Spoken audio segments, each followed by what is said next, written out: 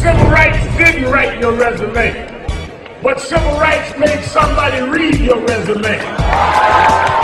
The executive director of the New York Civil Liberties Union, Donna Lieberman, pastor of Mount Nebo Baptist Church of Harlem, as well as head of Impact and a member of the National Board of National Action Network, Reverend Johnny Green, the head of, well, first he's the pastor of Bethany Baptist Church and head of Brooklyn National Action Network, and he is my personal pastor, Reverend Adolphus Lacey, pastor of First Baptist Church of East Elmhurst, Queens, and vice president of Impact, Reverend Patrick Young, pastor of the historic Cornerstone Baptist Church of Brooklyn, Reverend Lawrence Aker, and we're joined by the Lieutenant Governor of the state, of course, the Honorable Kathleen Hochul.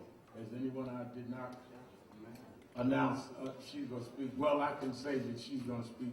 Coming in with the customary Harlem leaders' late grand entrance is the Queen of Harlem, the president of the New York State chapter of the NAACP, Queen Hazel Dukes.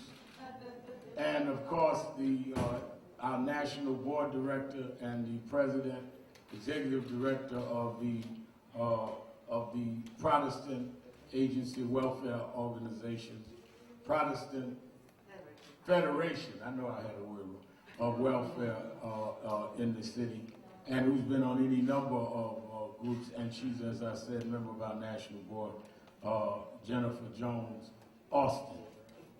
Let me say, a year ago today, the world stopped when they saw the film, the footage of Eric Garner in what I regard as a lynching by me. When I was called the next morning by Attorney Ben Crump, and he put me on the phone with the brother, Philonise, and they asked me to go to Minneapolis, I immediately said that the thing that had grabbed me in that tape was Eric Garner, because Eric Garner said what we saw George Floyd said, and that is that I can't breathe. Eric Garner had said it 11 times, and George Floyd 27 times. We were in the middle of a pandemic, and I said that it would be a challenge, but I'll figure out how to get there. And I called Tyler Perry, and I called Robert Smith, a billionaire, black businessman, and they told me, don't worry about transporting the family or yourself, and gave us the use of private planes. Then I called Gwen Carr and asked her to go with me, and we went that Thursday and stood at the spot and held one of the first vigils. And later, of course, I did the eulogy both in Minneapolis and in Houston, Texas. But a lot of people don't know is that there were no relatives in Minneapolis. George had come to Minneapolis to get his life together. George Floyd's murder energized and ignited a movement all over the globe. All 50 states, places in Europe, places in Asia. And the thing that was extraordinary about this is that it was intergenerational and it was multiracial. And it was clearly time had come for people to stand and deal with policing. The reason it is important we understand that is this was not and is not an anti-police movement. It is a movement around police accountability. And it was for good cops not to be broad brushed, and good citizens not to be in any way given to this kind of police excessive force, and in this case, murder. We had at no time knew when we started that there would be any indictment, less known conviction. But we went anyway and kept going and kept marching. Many of you may recall on August 28th, Martin Luther King III and I had a huge march in Washington on the anniversary of his father's I Have a Dream speech. And National Action Network was the lead organization. And we had 204,000 people come in a pandemic. And they marched. But they did not just march about how angry we were and angry we were in our. They marched around saying we want demonstration and legislation. We want to see the George Floyd Justice in Policing Act passed by the Congress. Yes. When we saw a movement like this in the 60s, it led to the Civil Rights Act of '64. You cannot have a movement that is of any way, shape, and form progressively successful if there is no legislation. As we speak today, the Floyd family is in Washington. Yesterday, in the late afternoon, President Biden called me and we talked. He said, Al, you were there when I met with them when I was running. He met with us the day before the Houston funeral. He says, and I want to meet, check in, I want to talk to his daughter. I will never forget, I was in the room when George's daughter looked at then presidential candidate, Joe Biden, and said, my dad changed the world. And he says, I want to see her, and they're going to meet. And I told him that, again, I say the same thing I said throughout, Mr. President, we want to see legislation. We know that the president had a hard deadline of today. I told him we'd rather have hard legislation and a soft deadline than a soft piece of legislation, and a hard deadline. So feel free, I told him, to quote me on that. We want something that works. And we want it from all sides. It is in the interest of all Americans that we meet the moment with real concrete legislation. Let me be also clear. Not only did we see an outpouring that was multiracial and intergenerational, unlike we'd seen on this issue, and I've been on this issue for many years, we also saw, as I sat with the family at the trial, I went to Minneapolis several times. This was the first time that I saw 10 policemen go and testify against a fellow officer, which means that even good cops understand that it's time for us to stop this. The chief of police in Minneapolis testified against Mr. Chauvin. But a conviction of Chauvin is not enough. We cannot keep going hoping we get the right evidence, hoping we get the right jury. We must have legislation that defines and refines what police excessive force is all about. And it must come from a federal level so states cannot opt out and go whichever way they want.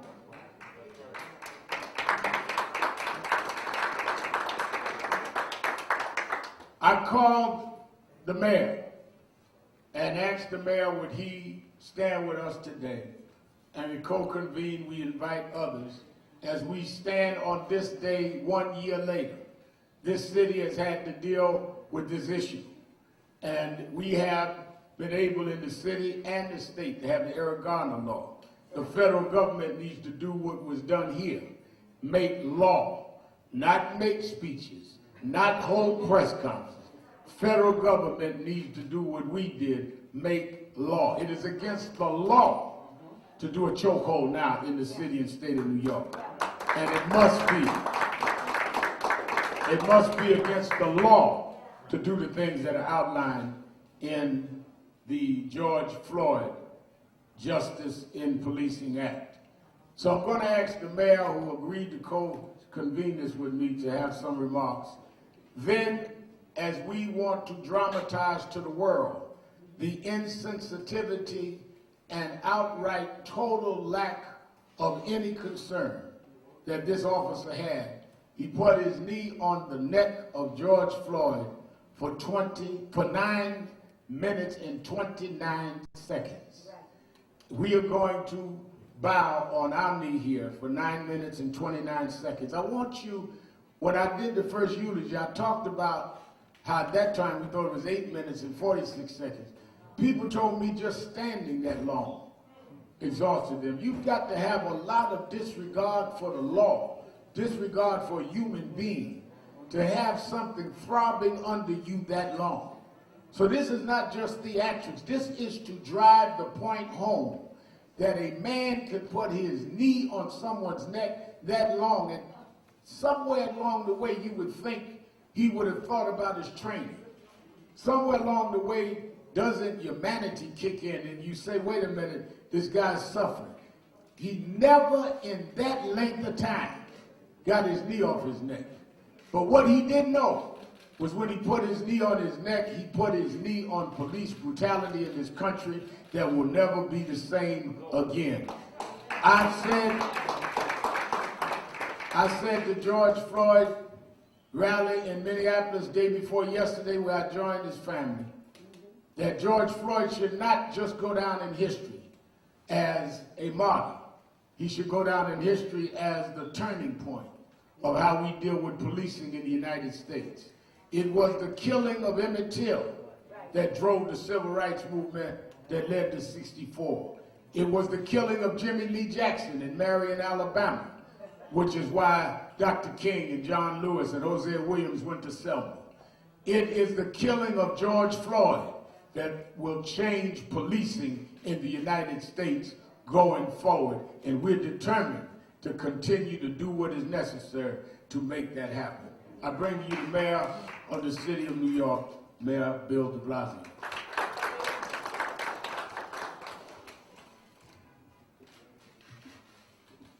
Rev, I want to say too many families for too many years have needed to call you. And every single time you were there. You were there for a family in pain that should not have been in pain, but you were there for a higher purpose as well. And you've been indispensable, calling this nation to justice. Thank you. And God bless you for that.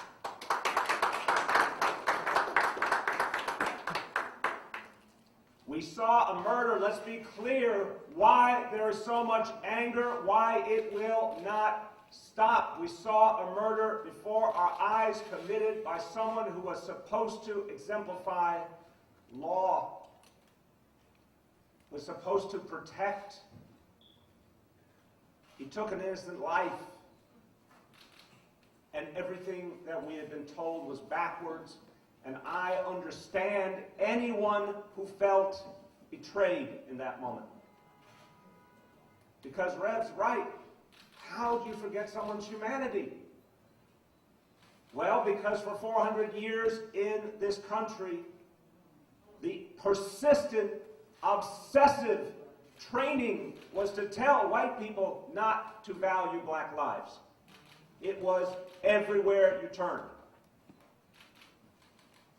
And it poisoned the memory to that officer. What he did disgusts me to this hour of this day.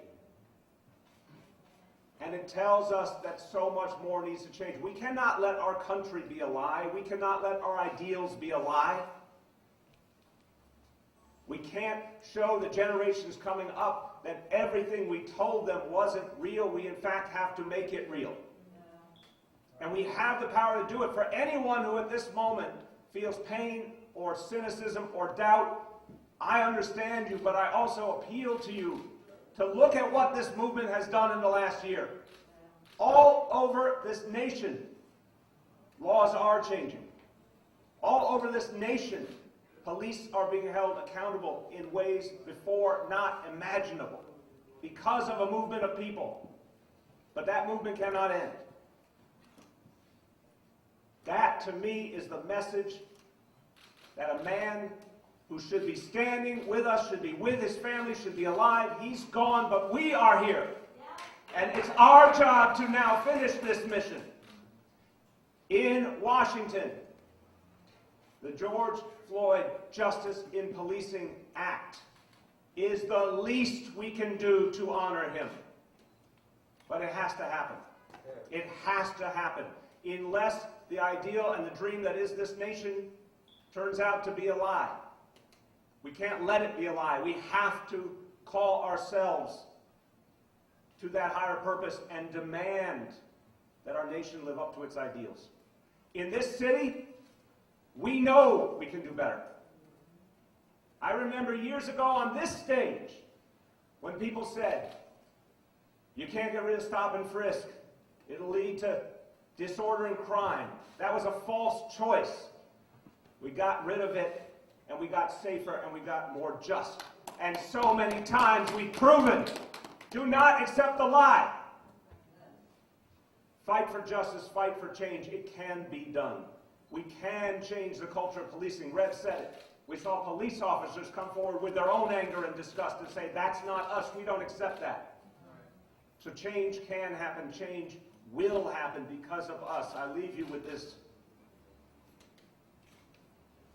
I wondered how to talk about this moment where you could be overwhelmed by pain or you could try to find a way forward. And a friend sent me this quote from Valerie Kaur, and it says so much. What if this darkness is not the darkness of the tomb, but the darkness of the womb? What if our America is not dead, but a country that is waiting to be born? What if the story of our country is one long labor? What if this is our nation's great transition? Breathe. Push. We will breathe in love, through love. And my friends, we will make this a country worthy of the words it says. We will make it a country that acts in that spirit and protects all of us. That is the America we can build together. Thank you, and God bless you all.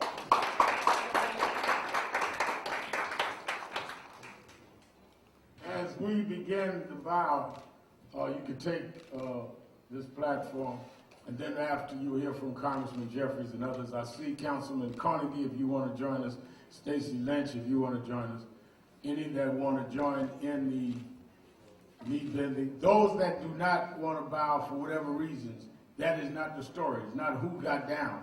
It's whether America will get up. All right.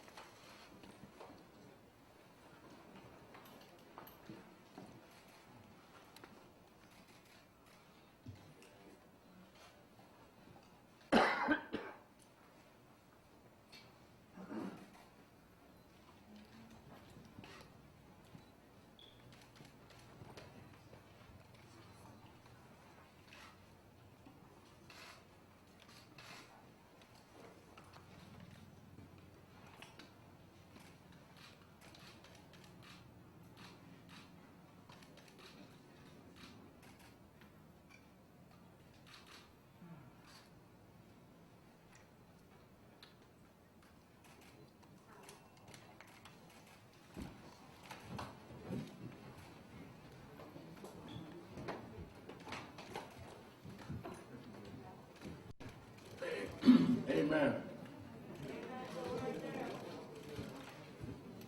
As we took that knee, imagine how long that was on a human being's neck. Never switched knees, just dug in. It's time we correct policing in this country.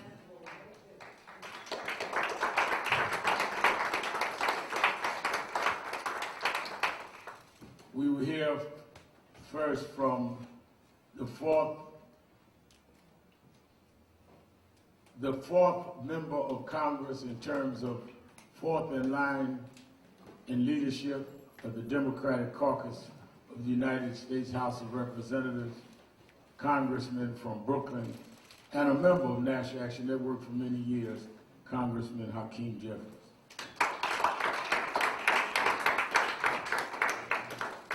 Thank you, Reverend Sharpton, for once again convening us. We know that Reverend Sharpton is a voice for the voiceless, a defender of the disenfranchised, and a powerful, profound, prophetic, principled preacher in the great tradition of Dr. King and Jesse Jackson. We thank you, Reverend Sharpton, for all you do for the community, for the city, and for the country. To my colleagues in government, to Mayor de Blasio, all those assembled. The scripture says that suffering may endure during the long night, but joy will come in the morning. And for a long time in the United States of America, our communities have been suffering. Systemic racism has been in the soil of America for more than 400 years. We've come a long way, but we still have a long way to go. Jim Crow may be dead, he still has some nieces and nephews that are alive and well. And it manifests itself in terms of police violence, police brutality, and the police use of excessive force. Suffering for a long time. Here in the city, from Eleanor Bumpers to Anthony Baez, from Anthony Baez to Abner Louima, from Abner Louima to Amadou Diallo, from Amadou Diallo to Patrick Dorismond, from Patrick Dorismond to Sean Bell, from Sean Bell to Omar Edwards, from Omar Edwards to Eric Garner, and so many names in between. Suffering for a long time. But then a year ago today, America saw what brutality and inhumanity looks like and decided that we've had enough. So over the last year, people of every race, of every generation, of every religion, yet led by young African-American women and men and great civil rights leaders like Al Sharpton, folks from across the country showed up to demand justice for George Floyd. And we received a just verdict. Guilty, guilty, guilty. When you show up, when you speak up, when you stand up, good things happen and justice will occur. So now the struggle as I close continues, because the verdict was just the beginning in the journey for justice. We've got to continue to show up as we will in Brooklyn and in Harlem. Show up on 145th Street and show up on Fulton Street. Show up in the Bronx and show up in Queens. Show up in blue states and show up in red states. Show up at City Hall and show up in Albany. Show up in the House, show up in the Senate, show up at the Supreme Court, show up at 1600 Pennsylvania Avenue. We're going to show up until the George Floyd Justice and Policing Act is signed into law, until we knock out systemic racism and continue America's long, necessary, and majestic march toward a more perfect union. We'll show up until it's morning time in America. Congressman Hakeem Jeffries, Jennifer Jones Austin. Thank you. Reverend Sharpton, you and I both know that we were raised to go to God in prayer whenever we can't find the words or the moment to fully express how we think and how we feel. And as I kneeled for those 9 moments, I prayed. I prayed for George Floyd's family. I prayed for all of the families that have known systemic racism in policing firsthand. I prayed for our community, that we stay strong even as we fight this battle. I prayed for the policy leaders and the policy influencers at the city and the state and the federal levels, that their hearts may be softened, that they may lean in and see our experiences and change their minds. Some of them change their wicked ways. And I prayed for the police in this city, in this state, and in this nation, those who are good, that they may develop the courage and the conviction to stand up when they see inhumanity and injustice practiced by their fellow police officers. And I prayed for those who are actually doing these harmful acts, that they may change their ways. In this moment, we've got to press on, but we've also got to pray. Those of us who know how to pray, we've got to pray, because only with God are we going to get to the other side of this. In everyday affairs, 9 minutes and 29 seconds seems a relatively short period of time. But as we've all just experienced, it's excruciatingly long when kneeling. And for George Floyd, it must have been excruciatingly long, excruciatingly slow, and excruciatingly painful. In the years since he was murdered by a cop without cause while other cops stood idly by, many have become woke to what Reverend Sharpton and others have been crying out for decades. Systemic racism and bias pervades policing in America. As a child and family advocate, an anti-poverty advocate, and an anti-racist advocate, I'm heartened, like many of you, to see police, people, everyday persons of all races and ethnicities, all coming together to demand reform and accountability. Here in New York, I've been humbled to work with Mayor de Blasio and Commissioner Shea to bring about true reform. When the policing reform plan that has just been passed is implemented, it will hopefully end racialized policing, end the criminalization of poverty, bring about greater transparency and accountability, and also bring an end to chokehold, real chokehold practices and other serious injury practices that threaten the lives of so many people of color. I'm proud today to serve as the chair of the New York City Racial Justice Commission, the first of its kind in this nation, to dismantle systemic structural racism in the charter laws that for so long have propped up systemic racism and inequity. I have hope, given the challenges that we've seen, but the changes that many who in power are committing themselves to, that we will see a better day. But I'm also ever mindful that there are many who aren't embracing these changes, but still we have to press on. We have to secure the George Floyd Justice in Policing Act. As a child and family advocate, an anti-racist advocate, and an anti-poverty advocate, I'm also ever mindful that the over-policing of black and brown communities is but one facet of systemic racism and institutionalized inequity that plague communities of color across the United States.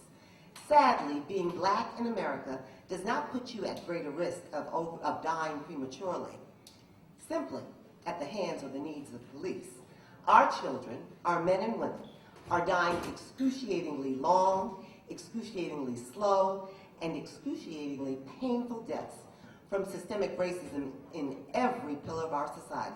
Income deprivation, subpar education, low-quality health care, environmentally hazardous housing, injustice in every facet of the justice system. On this day, as we mark the 1-year anniversary of the killing of George Floyd, I pray, I implore us all to continue the fight for racial justice and equity in policing and in every other pillar of our society. God bless us all. Congressman Adriano Espia. Thank you, Reverend Sharpton. It's been a year.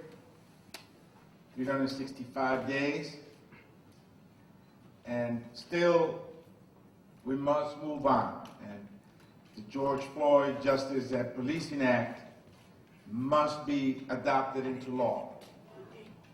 And when we show up, we should know the content of it, because we march for things that are very precise, Reverend, very consequential, very important to our community. To eliminate the chokehold, to eliminate the knee, to establish a registry of bad police officers. You know, the Department of Motor Vehicle, if you speed too much on the roads, will suspend your license and then they will revoke your license. But a bad police officer will go around crashing into people's lives and he won't get suspended nor revoked. Willful neglect versus reckless neglect. The current law says that you gotta have willful neglect to be prosecuted and held accountable. That means that you almost gotta wake up in the morning, Reverend, and say to yourself, I'm gonna do this, and go and execute that. In the court of law, and I'm not a lawyer, but the congressman from Brooklyn is, that's nearly impossible. But reckless neglect, which is what occurs in a heated moment, in a second that could take somebody's life, is not held accountable by the law. So reckless neglect must be the standard within the George Floyd Justice as Policing Act to prosecute bad cops. These are the things at the city level. There are things that could be done at the city level. There are things that the Senator, Baron Benjamin, has done at the state level. And then there are things that we can do at the federal level. Because this is a national epidemic. It's not just local. It's not just in English. It's also in Hispanic and Chinese. And so we must continue to move forward. This Justice and Policing Act must be passed, must be adopted into law. We must know in clear details what it entails so we eradicate once and for all bad police officers and police brutality across America. Thank you. From the New York Civil Liberties Union, Donna Lieberman.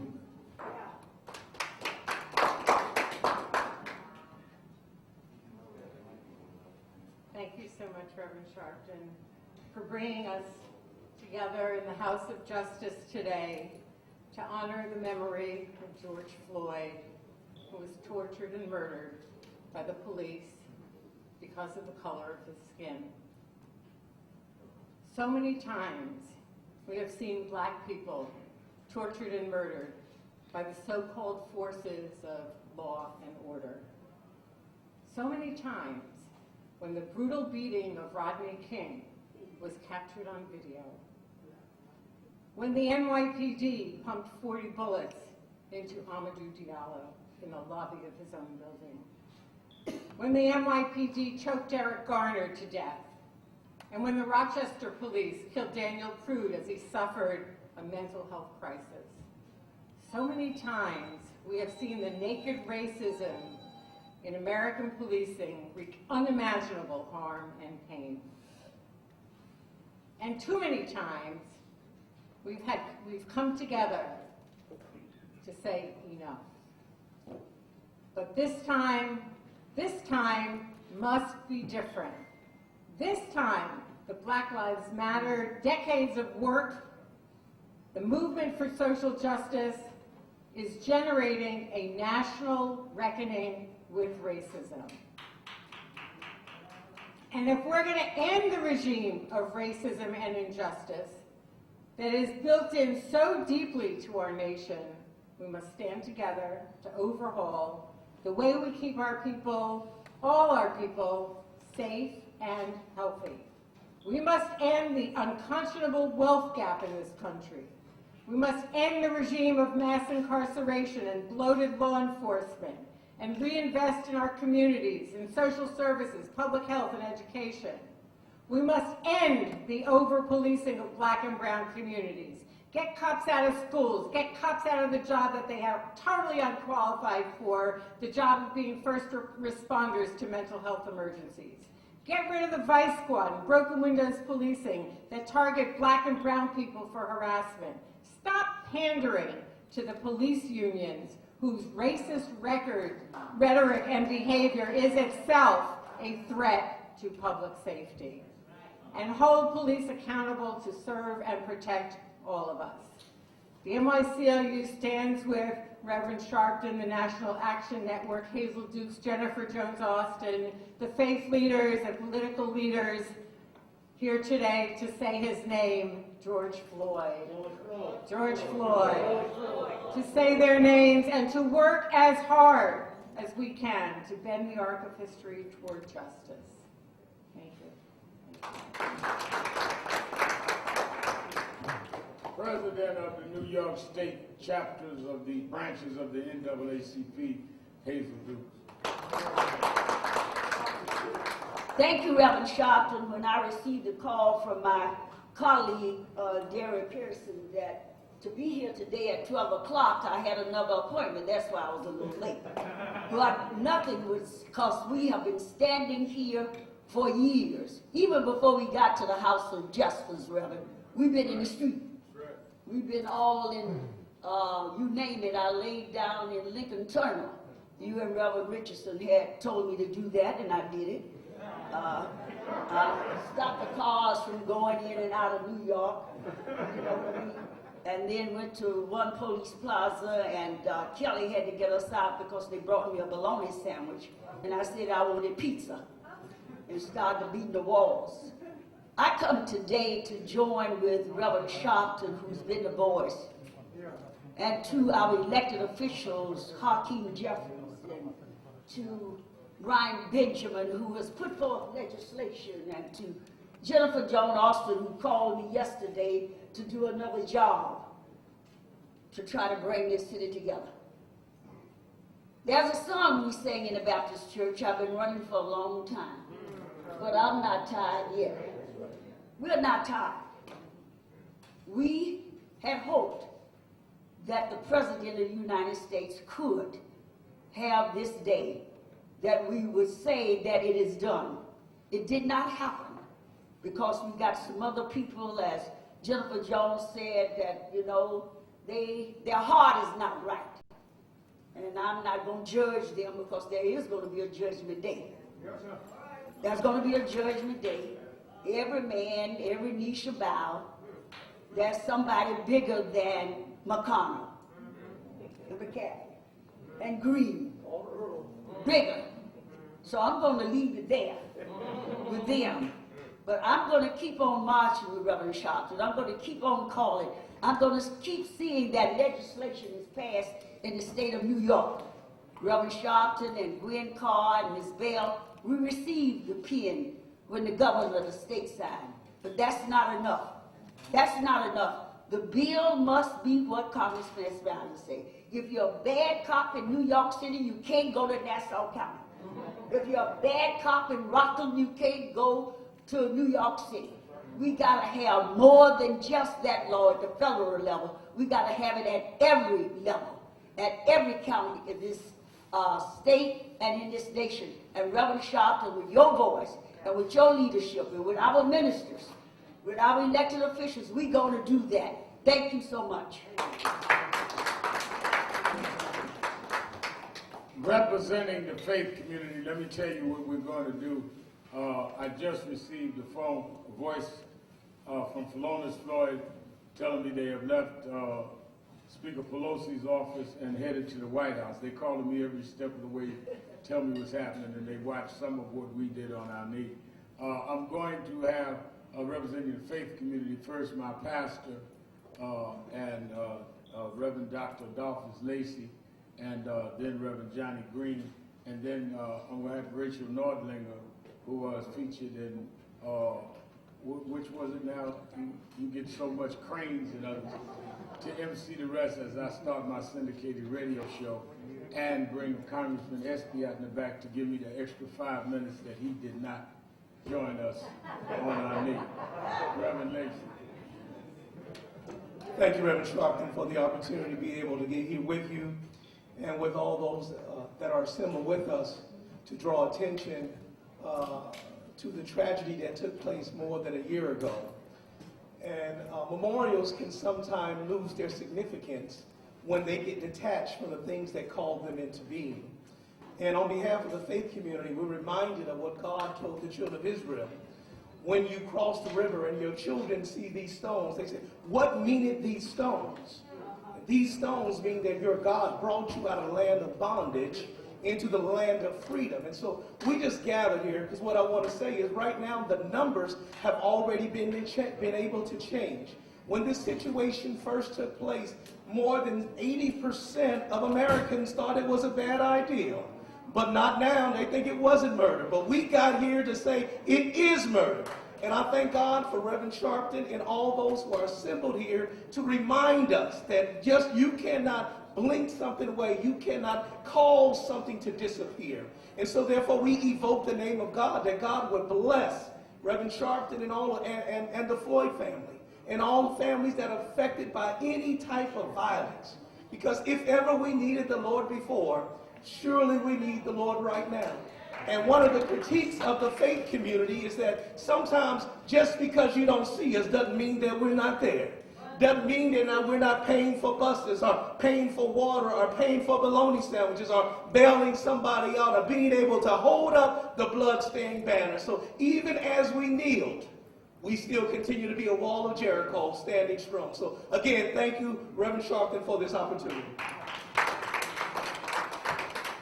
Thank you, thank you. Okay, Senator Brian Benjamin.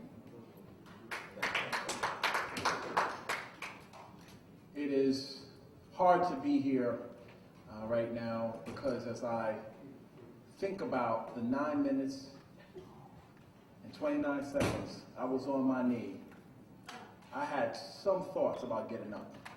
But I knew with everyone here I couldn't get up because it is insane that a cop would do that to anybody. And I am more than concerned that we get caught up in the moment and not focus on the work for the future. You know, when President Obama got elected in 2008, while many of us were sipping tea and enjoying his election, the Republicans were organizing on the state level. They got together and said, they don't have the White House, we're going to pass bills in every single state to undermine the President of the United States. Well, we have a flip strategy of that now that we started under Donald Trump. And in New York State, we have control of the Senate and control of the legislature and control of the governor's office, and we're passing bills to ensure that no matter what happens on the federal level, we are going to do everything we can to have justice in New York State for the people who have been victims of police brutality. Very simply, you know, Reverend Sharpton talked about the Eric Garner Chokehold Act, Anti-Chokehold Act earlier. When I got that bill a few years ago, there wasn't people clamoring to carry the Eric Garner Anti-Chokehold Act. Actually, when I became a senator, the bill didn't have a same-ass sponsor in the Senate. But I took it and we fought and we got that passed. And now in the state of New York, if a police officer chokes anyone and causes serious injury or death, they will do jail time. We're not waiting for them to police themselves. We as society will police them. And I would just say one more thing because Dr. Dukes mentioned it.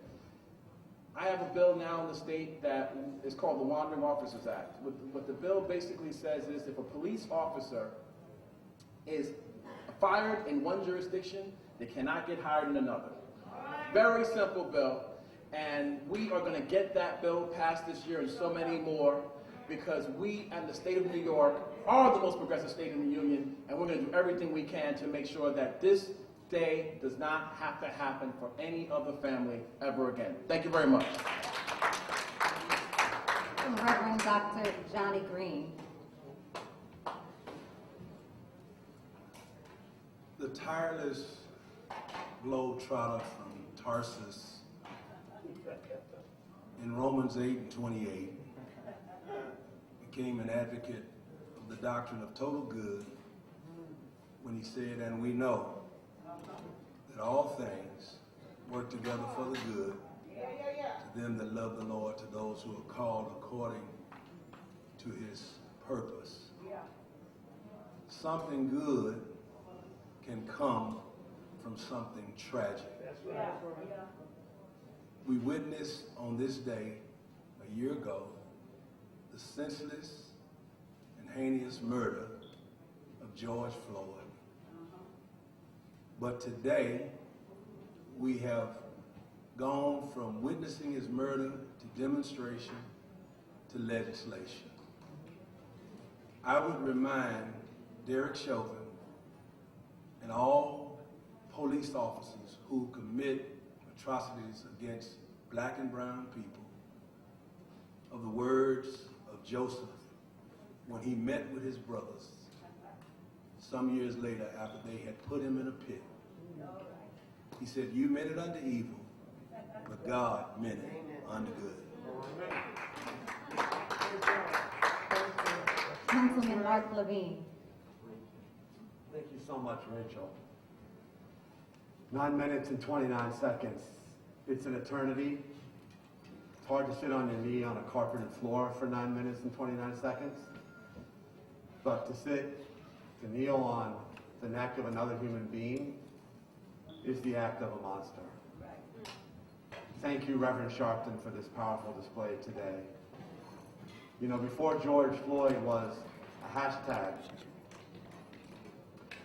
he was a son, he was a brother, he was a father. He was a human being. And so first and foremost today, I am praying for the family and loved ones of George Floyd, that they find a measure of solace.